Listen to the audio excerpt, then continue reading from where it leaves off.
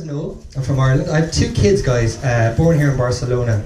And my youngest kid, he just started to talk recently, and his first word is yes, weirdly. And but he says it in this really creepy, kind of sinister way. He just goes, yes.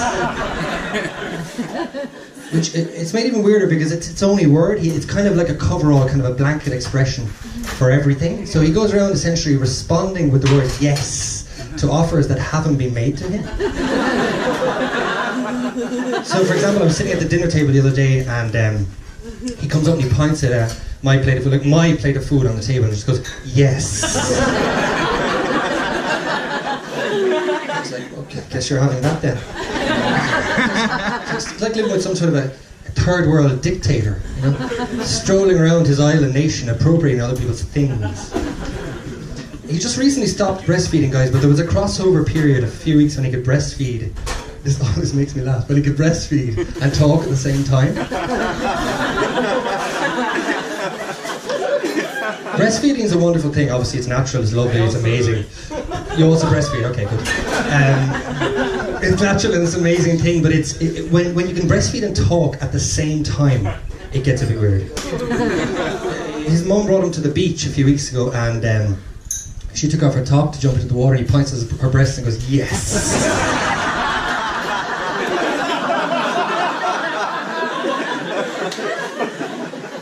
So kids are funny, guys. They're funny. I'm in my late 30s now, and as I approach 40, I start to find like teenagers and 20-year-olds like as weird and as unnoble as I used to find kids. You know, there's like 20-year-olds. Have you ever noticed this? 20-year-olds have no ability to judge other people's ages. They basically think everyone in the world, like around their age, are old. That's it. Like, I don't exist for them. There's a girl at work a few weeks. She's 20 years old. She goes, "How old do you know?" And I said, "How old do you think I am?" And she goes, "I don't know, like 28. I was like, 28? Jesus Christ. No, I wish I was 28. Thank you, but I'm definitely, believe me, I'm definitely not 28. Oh my God, 28. She goes, "I don't know, 45. And I was like, "What the hell is wrong with you, woman? 45, you're some sort of an idiot or something." Fired.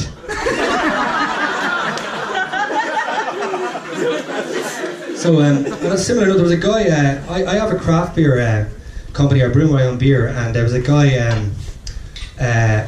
who emailed the website of the brewery. He's from the same town as me in Ireland. Now, I don't know, he's 19 years old, he emailed me, he obviously found out somehow, and he goes, "Hi, no, my name is Evan, I'm 19 years old, I don't know you, but I'm coming to Barcelona on holidays, and I was wondering, could we meet up?" I was like, "What do you mean? Why would I want to do that?" I mean, don't get me wrong, he seems like a perfectly normal, nice person, like he's totally fine, but he's 19 years old, I don't know him, and I'm heterosexual.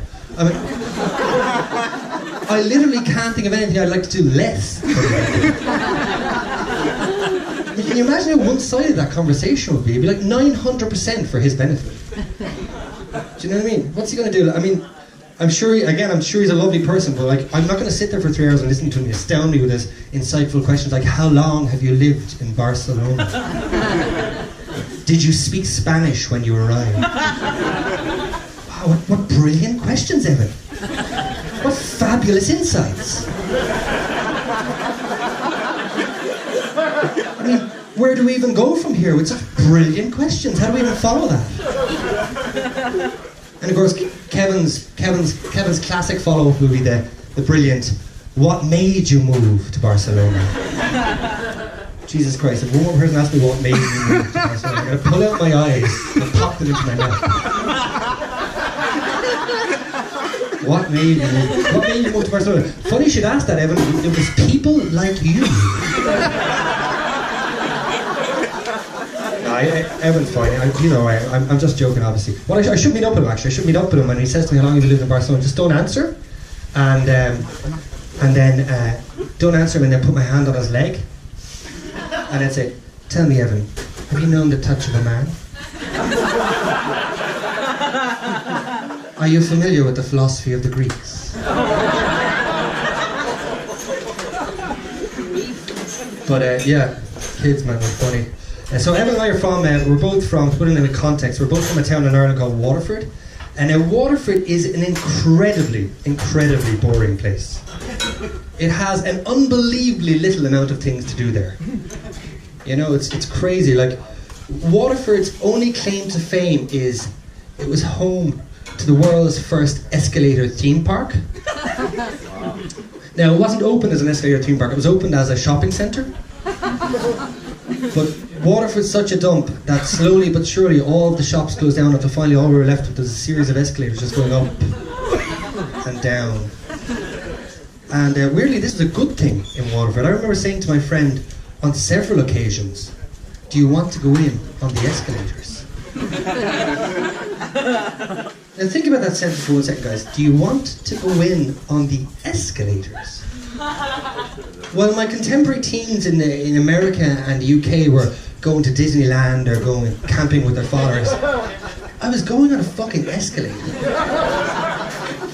We used to get into fights just to break the monotony of living there. I was going up to total strangers, she going, hi, sorry, yeah, sorry. Excuse me, I'm incredibly bored. Is there such you could punch me in the face? My childhood was seriously, like, literally just one long stream of boredom, punctuated by occasional outbursts of violence. You know, it was like, we used to spend an awful lot of time sitting on walls. That's it, sitting on walls. I'd say between the ages of 8 and 18, I literally did nothing else for 10 years, just sat on a wall. You know, just sat there. But what's amazing about that to me is, now, like today, if I could sit on a wall for 10 years with no mobile phone and just sit there, I'd be famous. It'd be amazing. You know, that's what I strive to be like in my adult life. My parents and teachers thought we were fucking losers back then. But I think it's amazing. And we had no girls around for entertainment. There was girls, but they had their own wall at the other side of the shop. You know, literally they had their own wall. But we all thought we were tough, but actually we had so little experience with girls. Whenever I get separated from my group of friends and have to walk past the girls on my own, I would be nervous. And to hide my nervousness, what I'd do is when I get level with them, I would pretend suddenly to be really, really busy, looking for something up the street, in the distance. You know, I can think of one of the girls would make a smart comment to me, and I'd always act surprised, like, whoa, sorry, I didn't even see you there. I'm just so incredibly busy. And every so often one of the girls, the same would happen when the girls get separated from her group of friends. There was one of them I noticed, she had a similar trick to me, and instead of pretending to be occupied, she pretended to be bored. She would like yawn, you know, like pretend she like didn't care. But she was really nervous. And so she started to yawn too early. Now, I don't know if any of you here have ever tried to hold a yawn on your face after it's naturally finished, but it doesn't look good. You know, by the time she got level with us, it was kind of like...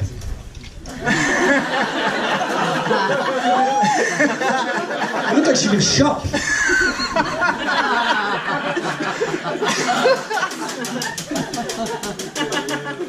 But we had no choice but to be sitting on walls. Remember, this was pre-mobile phone days. Back then, if you lost your friends, you literally, realistically, might not find them again. You could be like forced to like regroup the next morning. Nowadays, you want to find your friends, you just text them, "Where are you?" As simple as that. Back then, I had to physically walk one by one to all of the places we'd ever been. Just the whole town. That was normal. I guess this is what I'm doing today.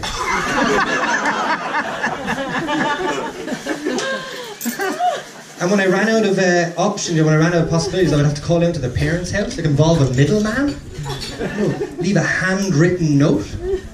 It's like fucking medieval times, not the 1990s. Please, sir, can you ensure your son gets this note? It was 1995. You know, occasionally I'd be called upon, I don't remember this, I'd be called upon to shout people's names. You remember back when you were younger, before you had a phone, you had to shout? Yes. Those days are gone. I would go to these fields near my house we used to hang around. I'd go to shout my friend's name. I did it so much I got really good at it. I used to break his name up into 2 syllables, 2 breaths for maximum loud. Like, Tom!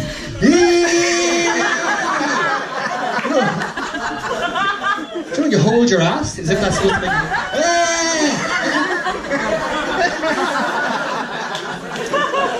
by the end, I convinced myself, like, I got really into it. I convinced myself that I was like an amazing shouter. I don't even think there is such a thing. The mobile phones have made us incredibly lazy nowadays, and incredibly vain as well. When I think about the junk, this is really about the junk that people post online, pointless, continuous, flattering photographs of themselves, one after another, with these tenuous, ridiculous captions underneath, justifying why you put the photo up there, you know, these captions. Someone the other day was going, standing on a beach, flexing his muscle, and you could just about see the sun dipping below the horizon. He positioned his arms here, the sun was right between there and there, dipping below the horizon. And the caption underneath said, "Gotta love those sunsets." Yeah, right. You expect us to believe you give a shit about sunsets? You know, if I transplant that behaviour to when I was in university, just before mobile phones, if I transplant that behaviour, it would be the equivalent of carrying around a physical, hard copy packet of photographs with me everywhere I went, and then taking them out randomly, like intermittently, every so often at parties, taking one out, just doing this.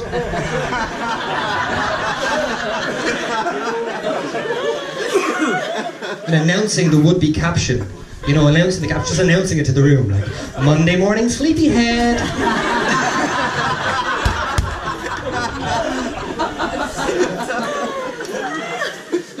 Like, I would have been outcast. My friends wouldn't have been seen with me. I literally would have been known as the guy that does that. Now everyone does it. Everyone does. And then in real life, they act like they're not like that. You know, they think, what makes you think you can get away with it? We know it's you. There's a photograph of you. You know, I think one day a week, everybody should be forced to act like they do online in real life, just so they can feel what it feels like. You know? At the end of a long weekend in Barcelona, you have to go up to the guy at passport control with a glass of white wine and a push-up bra and go, "Thanks Barcelona, you've been amazing." That's me. That's my comment.